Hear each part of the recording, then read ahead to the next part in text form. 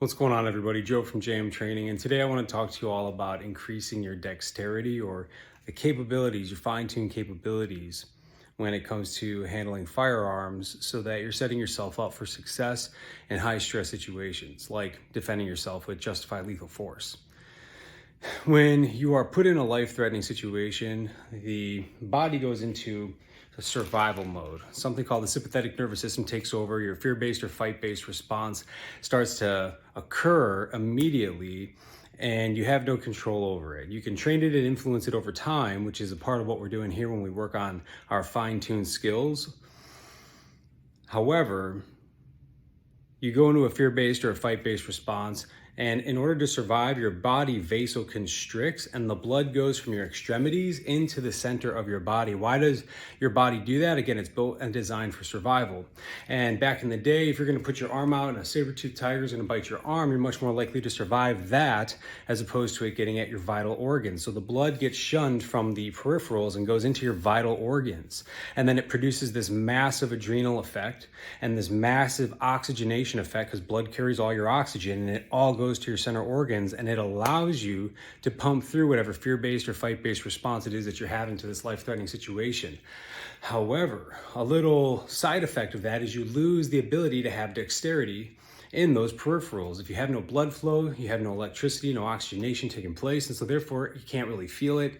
Your feet, you can't really feel your feet. And that's why it's so important to train in gross motor movements anytime it comes to firearms, especially the basic beginner training. And what I mean by gross motor movements is that you're literally clearing the obstruction, like you got your shirt all the way up here on your shoulder. Why? Because you need to just get it out of the way. You're not going to fine tune the movements because you can't even feel your hands, let alone think straight, because you're petrified that you might potentially lose your life or use lethal defense against somebody and spend the rest of your life in prison, or even worse, watch a loved one or a family member get victimized because you're moving too slow and too uncertain of yourself. So in order to begin to train your brain and your natural response, your sympathetic nervous system activation, in order to train that into a fine-tuned, well-oiled machine that responds well to these high-threatening situations, these violent situations, life or death, then you need to train, this is going to sound oxymoronic, but you need to train in gross motor movements, but then begin to kind of narrow the scope and the focus down onto more gross, fine-tuned movements. And what I mean by that is something like this.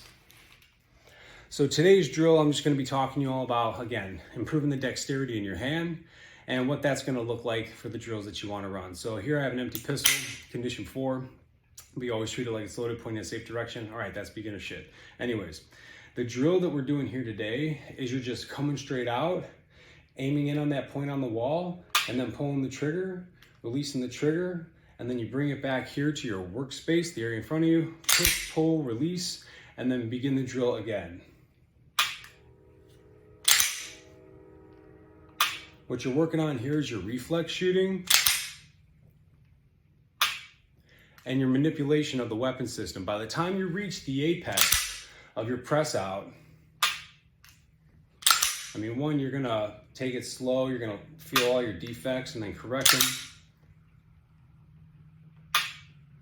But you're building up the muscular memory. It's just memory. Yes, I get that. Muscular memory is an illustrative term, but you're building up that muscular memory, and then you're going to be able to feel in that reflexive moment the appropriate way that you need to be presenting this firearm when you need to use it. Now, coming back here into the workspace, push, pull, release, come out, back to the workspace. Notice my finger keeps getting off the trigger whenever I come back in. If you do this with a loaded gun, if you shoot, bring it in with that trigger pulled, and then push, pull, release, you just fired around downrange. Hopefully you're abiding by the other weapon safety rules so you don't actually shoot anybody. But after you do that drill a few times, what you're then going to begin to do is you're going to come out for your full press, conduct the same shooting drill, getting that sight alignment, sight picture with both eyes open as fast as possible.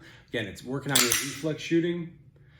And I also recommend having a target that's not too high on the wall, one that is a realistic distance and height, about 5 to 10 yards, and then make sure that it's the height of a human being. You're not aiming like I just was at some crazy high point on the wall, because now you're building bad muscle memory. You're going to shoot over the person's head. However, what we're going to do next is we're going to mix up how we're going to reset the firearm. So instead of push, pull, and then shoot, come back, push, pull, release, what we're going to do is we're going to come out, we're going to shoot, and then we're going to manipulate the weapon system from a different position. So in this case here, come back down, out, shoot, finger out, and in this case here, repeat the process. Start to now make these other movements that might not necessarily be the greatest, most proficient way to reset your firearm. But now as you're training all these different movements from all these different areas of your workspace in all sorts of different ways, but in a safe way, you're increasing your dexterity on the firearm while working on your reflex shooting. Notice the different ways that I was holding the gun, the different ways that I was grabbing the gun. I would grab it with palm up. I'd grab it where I would pinch it. It's just a camera, chill out. I would grab it this way. Well, it's tilt over to my strong side with the ejection port down, and then I would cock it that way. I would bend my arm on some of it. I would keep my arm straight on some of it.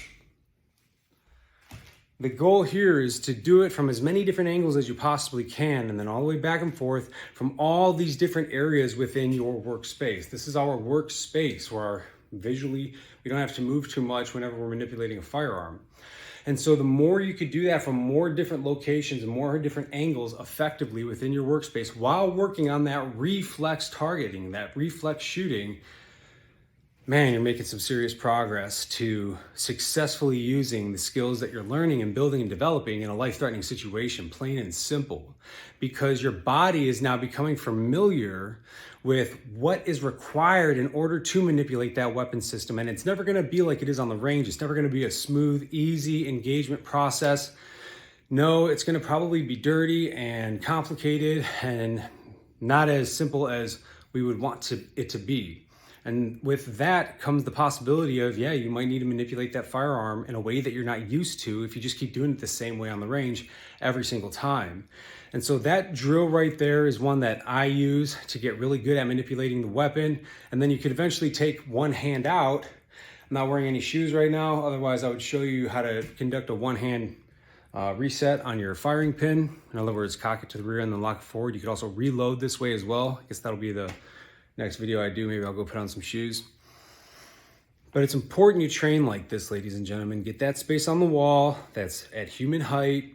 Get an unloaded firearm, condition 4, always apply the weapon safety rules, and then run those drills. Work on your reflex targeting, your reflex shooting, and that weapons manipulation with that fine motor skills. Because now when your body goes into survival mode, if you build up the habit of doing that so often and you build up that skill set, because that's how we build skills, is by creating habits, by doing it repetitively for whatever, thousands of times, extended period of time, it doesn't matter. It programs into the subconscious mind, and that is how you get it to become reflexive in these high stress, life-threatening situations. You program your subconscious mind through the development of the habit, through the proper fundamentals that you've been using for an extended period of time, repetitively over and over again, and then bam, it gets programmed one day, and now in your reflex moment, Tony Blauer calls it the flinch moment.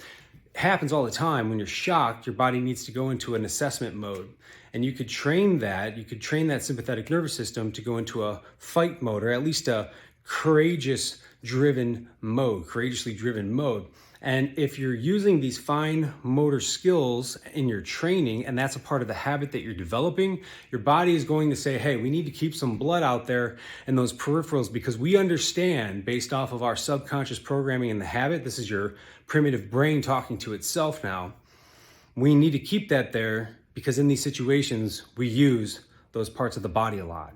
And so that, ladies and gentlemen, is how you can increase your physical performance in high stress, especially in life-threatening situations, is by using that drill, that's one of the many drills that you can use, and it will help you with, again, your dexterity, your gross motor dexterity, and it'll make you more lethal in a life-threatening situation. Cooler, calmer, more collected, more capable of thinking critically and quickly, and then saving somebody you love's life, potentially, saving your own life. So now we're gonna break down this crazy news video that I just saw. I got this new piece of equipment behind me. I wanna see how well I can draw on it and stuff, like an NFL play chart. And this is just freaking insane. If this situation happens, I want to break this down a little bit as to what to do if something like this is to happen to you, because this is pretty crazy. All right, let's check it out.